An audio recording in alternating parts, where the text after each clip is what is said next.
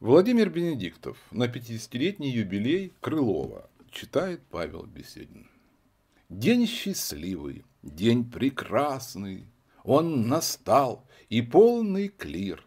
Душ отверстых клир согласный возвестил нам праздник ясный, просвещения светлый пир, небесам благодарение и владыке русских сил, кто в родном соединении старца чуждого рождения пировать благословил.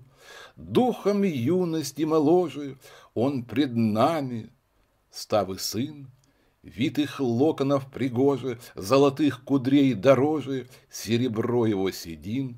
Не сожмут сердец морозы, в нас горят к нему сердца, он пред нами.